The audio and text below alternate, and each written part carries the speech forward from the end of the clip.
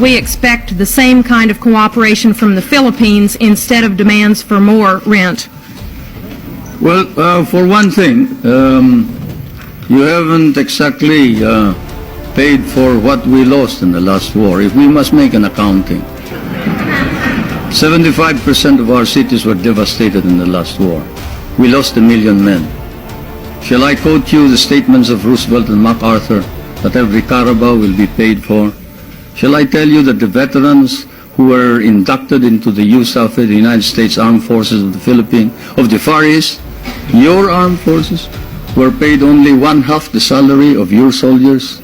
Shall I tell you that we almost turned communists because you refused to recognize us?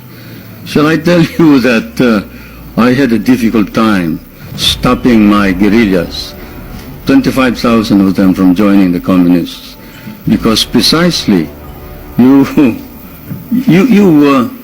sort of forgot that we had done the fighting for you, you know, and we were parts of your armed forces.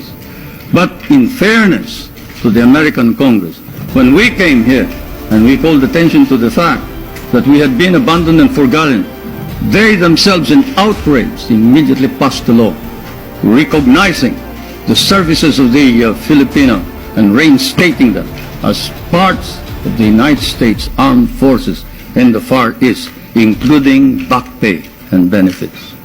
That, Madam President, is the answer, in addition to the fact that those people that you are talking about have been making money at the expense of the United States for quite a long time, while we have not.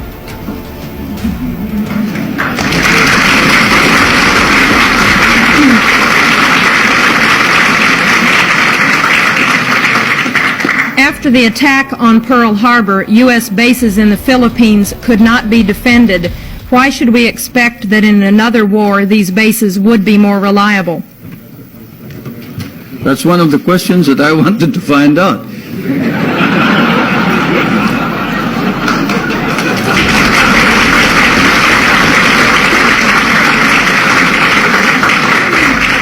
If you're going to run out on us anyway, you better let us know now.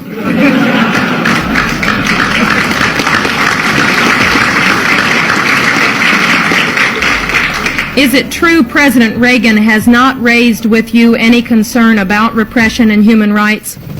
Well, he sort of spoke of the fact that we have all this constitutional provision.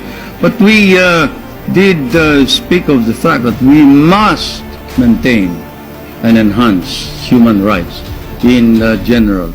But this fault finding that we found in some of these reports before isn't there. There is this open-mindedness and fairness which we expected of America and the Americans. The Americans that I know, the Americans who fought beside me, the Americans who bled with me in many a battlefield, was a fair man. He was a just man. He was a courageous man. He was a man who saw right and did right. And it is not fair to accuse the Philippines of any violation of human rights when there has been no violation. Though if there has been any violation, we punish those who have violated. And I now ask that this particular writing of one of the most celebrated figures, who claims to have, at the beginning of the campaign against my government, claims to have been maltreated by some of the military men, now reports exactly what happened. I ask that my staff distribute the letter of Herrera, Trinidad Herrera.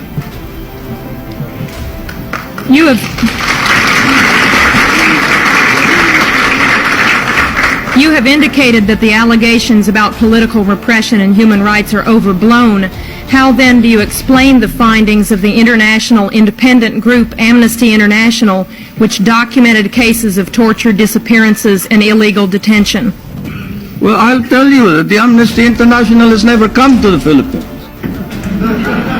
That's why All they talk about is something that they obtained hearsay. Let's give one specific example. Father Abedisio, a famous case.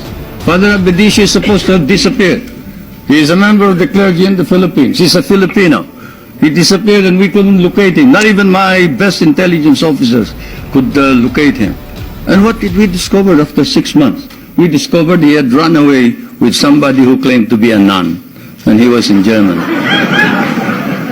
How do you like that? And we got blamed for it. We got blamed for it. That's it. That's how the Amnesty International has been reporting all this thing.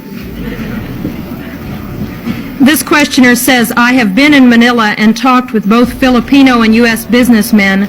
They say the Philippines are the most corrupt nation in the Association of Southeast Asian Nations, and that your wife's nickname is Miss 10%. Will you comment?